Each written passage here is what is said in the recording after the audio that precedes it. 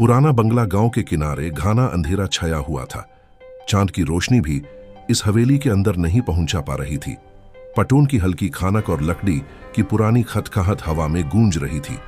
रवि और मोहन बंगला के सामने खड़े थे। दोनों के हाथ कांप रहे थे। रवि ने धीरे से कहा, मुझे लगता है यह जगह सच में भूतिया है। मोहन ने सिर्फ सर हिलाकर अग्री किया और दोनों धीरे धीरे दरवाजे की तरफ बढ़े। बंगला के अंदर कदम रखते ही हवा थोड़ी और ठंडी हो गई।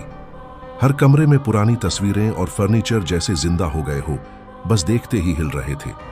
एक कमरे की खिड़की धीरे से झिलमिल रोशनी अंदर आई, पर कोई वहां नहीं था। रवि का दिल तेज धड़क रहा था, पैर जमीन में जम गए। मोहन ने धीमी आवाज में कहा, यहाँ कुछ है, कुछ सच में है।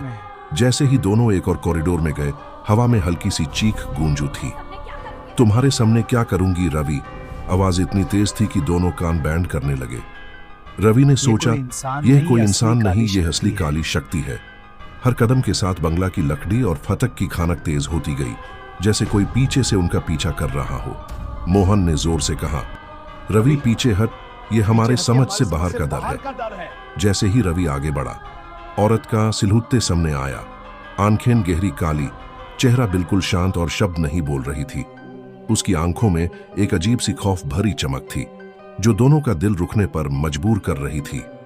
रवि ने धीरे से पूछा, तुम कौन हो? औरत ने सिर्फ एक बार सिर हिलाकर जवाब दिया और फिर पीछे से हल्की सी आवाज गूंज उठी, मैं वापस आऊंगी। रवि और मोहन दोनों के पैर जमीन में जम गए। उनके अंदर से खुद का कंट्रोल निकाल गया। बंगला में ऐसा सन्नाटा था जैसे खुद मौत के साए ने सबको घेर लिया हो।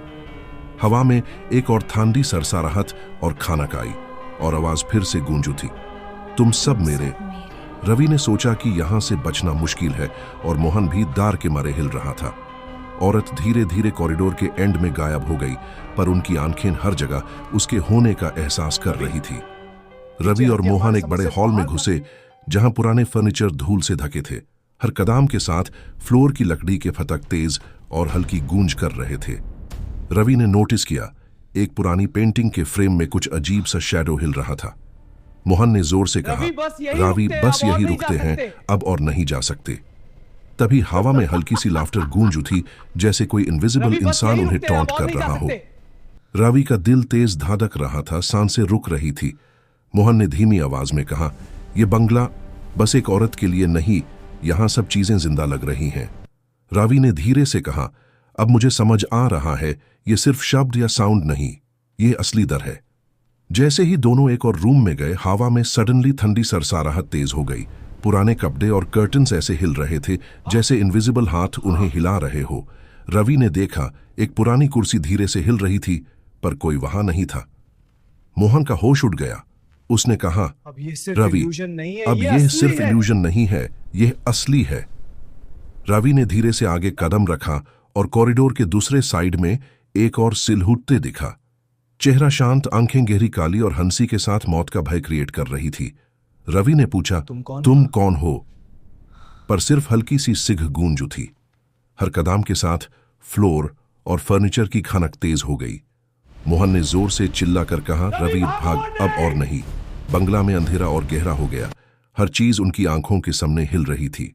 रवि ने नोटिस किया, पुरानी घड़ी की टिक टिक तेज हो गई और फिर सडनली रुक गई। हवा में एक और भयानक आवाज गूंज उठी, मैं वापस आऊंगी, तुम सबको नहीं छोड़ूंगी। रवि और मोहन की सांसें रुक गई। उनके पैर जमीन में जम गए। औरत धीरे धीरे उनके सामने आ गई, आंखें गहरी काली और चेहरा बिल्कुल शांत।